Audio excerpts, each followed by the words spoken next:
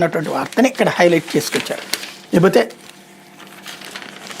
భార్యను కడుపులోని ఆమె బిడ్డను చంపేశాడు అంటూ భార్య గొంతుకు చున్ని బిగించి చంపిన ఉన్మాది, మరికొద్ది గంటల్లో ప్రసవం కానున్న భార్యను గొంతు నిలిమి చంపేశాడు ఉన్మాది. ప్రేమించి పెళ్లి చేసుకుని రహస్యంగా కాపురం పెట్టిన అతడు ఆ విషయం తన తల్లిదండ్రులకు ఎక్కడ తెచ్చిపోతుందని ఘాతుకానికి పాల్పడినట్టు సమాచారం. ఉన్మాదిని విశాఖ పిఎంపాలెం పోలీసులు అదుపులో తీసుకున్నారు. పోలీసుల కథనం ప్రకారం అనకాపల్లి జిల్లా ఎస్రాయవరం మండలం అడ్డరోడ్డు ప్రాంతానికి చెందిన కేదారశెట్టి అనూష 27 ఏళ్ళు హోటల్ మేనేజ్మెంట్ చేసింది. విశాఖ జిల్లా కూర్మనపాలెంకి చెందిన గడ్డాడ జ్ఞానేశ్వర్ 29 ఏళ్ళు సాగర్ నగర్ సమయంలో ఫాస్ట్ ఫుడ్ సెంటర్ నడుపుతున్నాడు.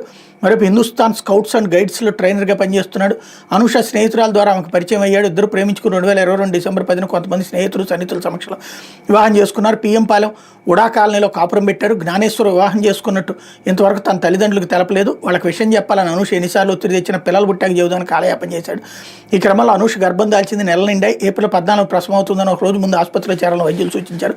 అయితే ఆదివారం ఎందుకు సోమవారం వెళ్దామని జ్ఞానేశ్వర్ అనూషకు నచ్చజెప్పాడు. ఆదివారం రాత్రి అనూష తన స్నేహితులతో ఫోన్లో ఎంతో సంతోషంగా మాట్లాడింది. కానీ ఉదయం 7:30 గంటల సమయంలో స్నేహితులకి జ్ఞానేశ్వర్ ఫోన్ చేసి అనూష ఎలాంటి చలనం లేకుండా పడి ఉందని తెలిపాడు. వాళ్ళు వచ్చిన తర్వాత ముందుగా ప్రైవేట్ ఆసుపత్రి తరలించగా మృతి చెందినట్టు వైద్యులు గుర్తించి కేజీహెచ్కి తీసుకెళ్లాలని సూచించారు. అక్కడ వైద్యులు ఆ మృతిని నిర్ధారించారు.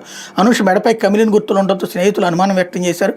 జ్ఞానేశ్వర్ చేతులు ముఖంపై గోళ్ల గీతలు రక్తపుచారలు ఉండటంతో పాటు మృతదేహాన్ని తీసుకువెళ్ళిపోయింది. హడావిడి పడుతుండటంతో కేజీహెచ్ అవుట్పోస్ట్ పోలీసులకు అనుమానం వచ్చింది. వాళ్ళు తమదైన శైలిలో గదమాయించగా అనూషను చున్నీతో పీక నులిమి చంపినట్టు నేరాన్ని అంగీకరించాడు అన్నట్టు వార్తని హైలైట్ చేశారు. ఇంతగా ఇలాంటి రాక్షసుల్ని